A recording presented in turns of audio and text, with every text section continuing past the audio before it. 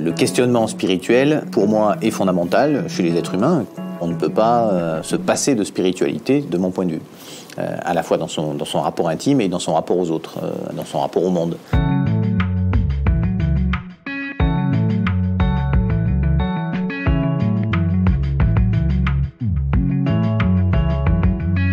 Éric Piolle se dit pratiquant, mais non croyant.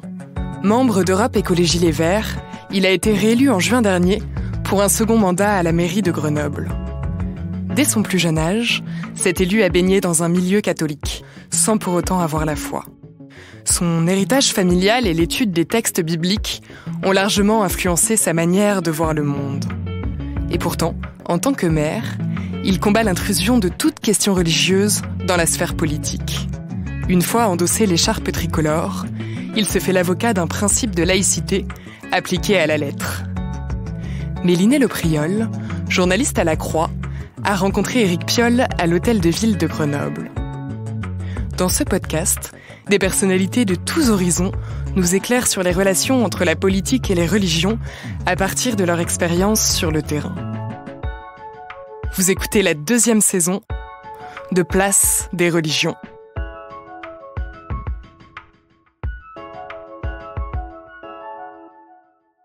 Bonjour Éric Piolle. Bonjour. En me préparant à venir vous rencontrer ici, à Grenoble, j'ai découvert une expression que vous avez employée plusieurs fois pour vous définir et qui m'a un peu surprise.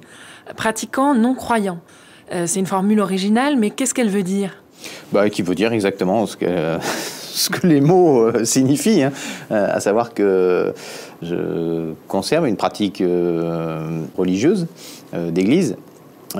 Et que je ne suis pas croyant et que d'aussi loin que je me souvienne, c'est-à-dire au moins au début du catéchisme, donc le CP, donc longtemps, je me rappelle toujours avoir été non-croyant. Mais j'ai été au catéchisme, j'ai été à l'aumônerie au collège, au lycée, j'étais très investi, j'ai été à l'aumônerie encore en prépa, jusqu'à mon élection. Je participais même à l'aumônerie, parce que pour les 6e, 5e, c'est les parents qui le font, donc à l'aumônerie de mes enfants. Et donc je tenais quelques séances dans l'année et je continue. J'étais à la messe il y a 15 jours, donc voilà, je continue à avoir une pratique religieuse et à la fois collective, c'est-à-dire communautaire, au sein de l'Église, et également une réflexion spirituelle qui est quand même enracinée dans le christianisme. Et donc, même si je m'intéresse évidemment aux autres religions, les textes sur lesquels je travaille sont des textes de la Bible. Mais que vous apporte la pratique religieuse si vous ne croyez pas ? Ça, c'est l'éternel débat que je pouvais avoir déjà avec mes parents. Je pense que le questionnement spirituel, pour moi, est fondamental chez les êtres humains, qu'il soit externe aux grandes religions du livre, qu'il soit dans une des religions du livre, qu'il soit bouddhiste ou que sais-je, ou rien du tout. Il n'empêche qu'on ne peut pas se passer de spiritualité, de mon point de vue, à la fois dans son rapport intime et dans son rapport aux autres, et dans son rapport au monde. Pour moi, je m'y sens bien. Alors, je me suis questionné, évidemment, puisque j'ai fait ma première communion, ma profession de foi, ma confirmation. Je suis marié à l'église. Donc, à chaque étape, évidemment, on se questionne sur la sincérité de cet accueil des sacrements. Mais à chaque fois, il se trouve que les prêtres qui m'entouraient et ma réflexion personnelle m'ont conduit à continuer et à ne pas trouver que c'était une trahison de ce que cherchait l'Église.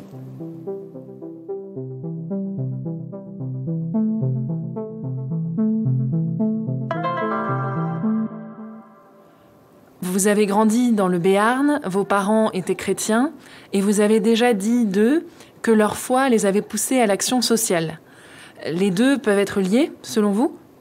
C'est difficile de dire que leur foi les a poussés à l'action sociale parce que il y a bien des gens qui ne sont pas croyants et qui agissent. Donc on vit dans un monde, ce monde néolibéral d'un capitalisme financier consumériste est un monde qui assèche qui met tout ça comme si ça relevait que de l'intime, et puis dire que non, voilà, dans la société, en fait, le seul truc qui est intéressant, c'est de consommer, produire, faire du profit.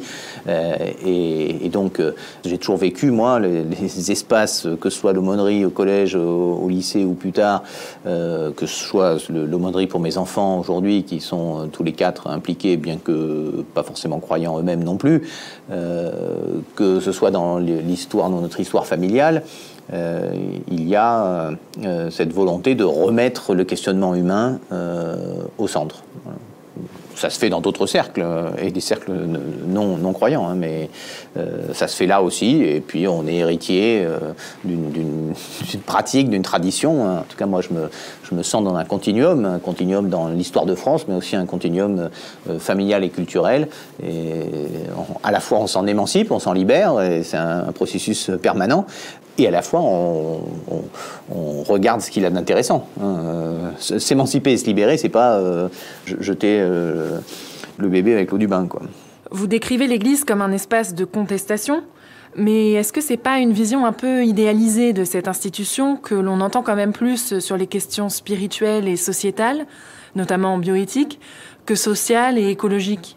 D'abord, je crois qu'il y a toujours cette confrontation entre le message profond du christianisme, qui est un message révolutionnaire, hein, qui repose l'émancipation vis-à-vis des parents, qui repose l'émancipation vis-à-vis de la consommation, hein, et de Jésus qui va renverser les marchands du temple, qui repose la contestation de l'autorité institutionnelle par rapport à la profondeur des choses, et puis l'Église institution qui, dès les premiers siècles, se structure et qui devient ensuite religion d'empire. La séquence François, là, est en tout cas pour moi, extrêmement dynamisante. Laudato aussi, j'y ai trouvé énormément de choses, à la fois sur un fond spirituel, mais également dans des choses très concrètes. C'est-à-dire que le pape François fait l'effort à la fois de poser évidemment un cap, mais d'arriver à des choses très concrètes sur cette phrase que je cite souvent, sur le fait que la privatisation de l'eau est source de conflits. Bon, voilà, il pose des choses très, très fortes que j'aime à rappeler à nos amis de Suez, Veolia et consorts. Donc, je pense que l'écologie, en tout cas, le pape François en a fait quelque chose. Et sa dernière encyclique sur les questions sociales et sur les questions de fraternité dit quelque chose aussi. Donc, je n'ai pas l'impression que l'Église soit uniquement audible, essaye de se faire entendre uniquement sur les questions de bioéthique. Mais ce qui a plombé la capacité d'écoute de l'Église ces derniers temps, c'est évidemment les affaires sexuelles. Et moi, pour avoir dans mes connaissances proches un grand nombre de prêtres et un grand nombre d'engagés, de laïcs engagés, c'est très lourd, très très lourd. On se demande encore comment l'Église va pouvoir dépasser cette période-là.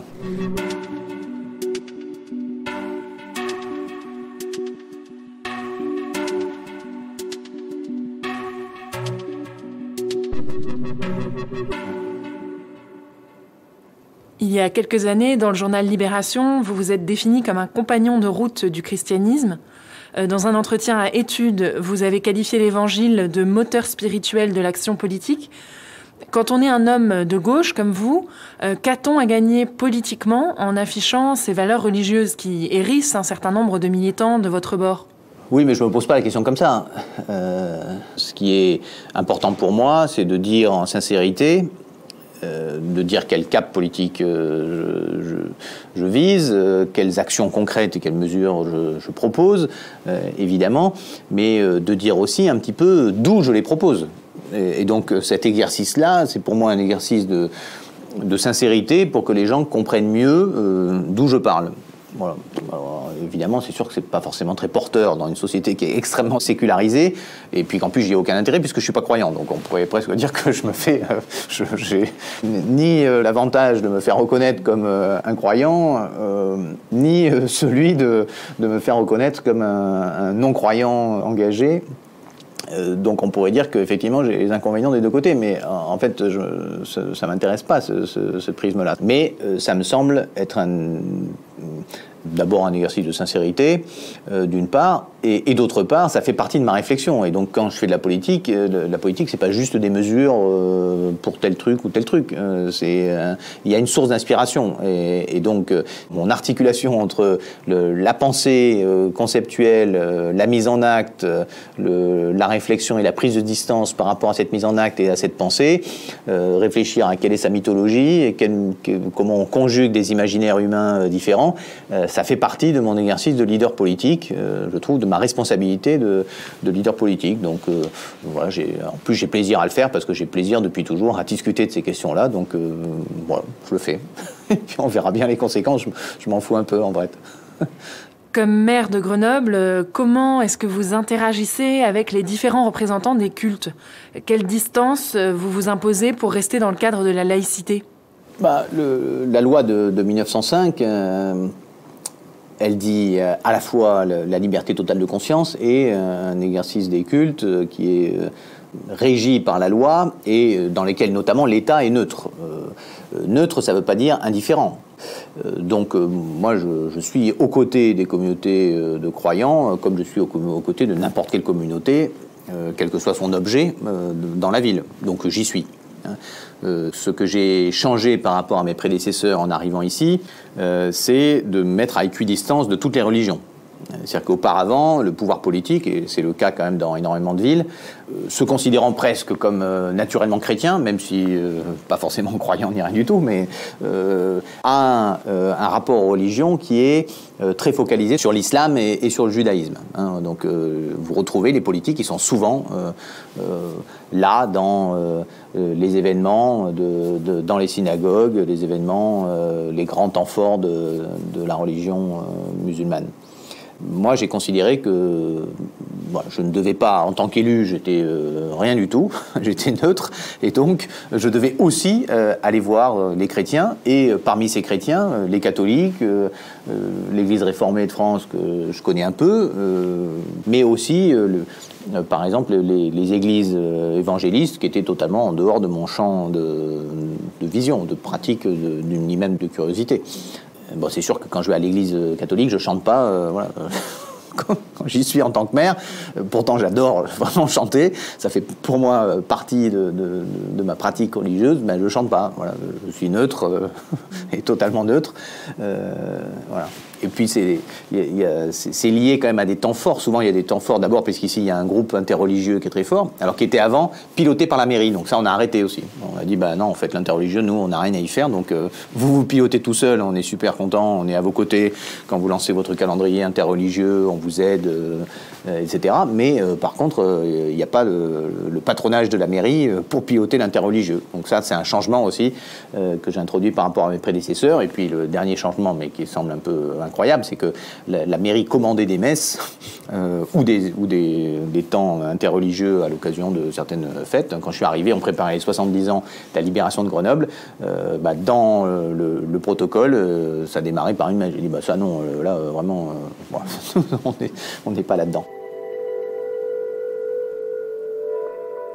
Il y a une majorité culturelle qui en a marre de cette société de tout-consommation, qui en a marre d'être broyée par le libéralisme, qui en a marre de la pollution, qui en a marre de se dire que tiens, dans quel monde nous allons vivre, et nous vivons déjà en matière de dérèglement climatique, surtout ici dans les Alpes, où on voit les montagnes littéralement s'effondrer.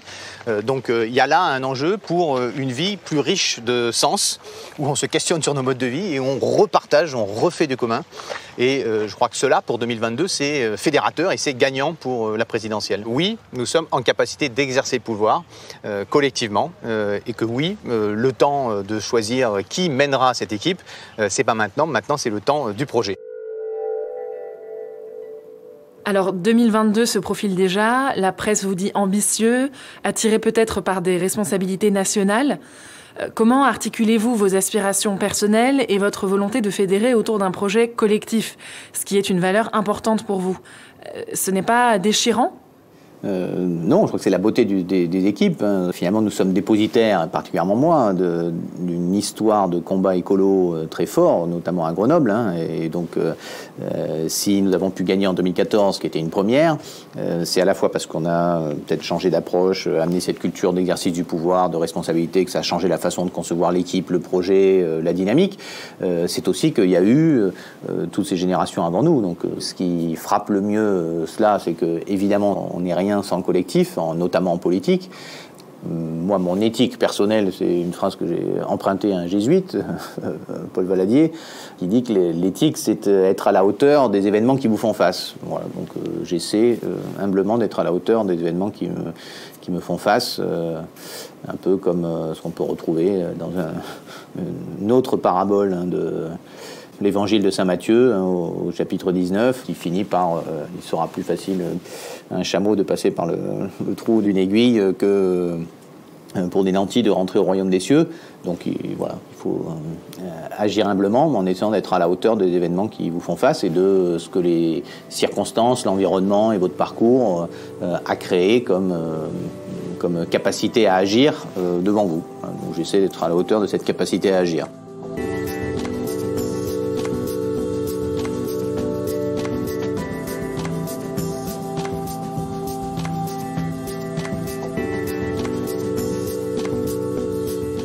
Vous venez d'écouter un épisode de la 2e saison de Place des religions.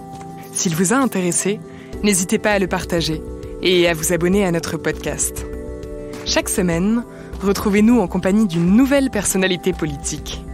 Place des religions est à écouter sur toutes les plateformes, sur le site et l'appli La Croix.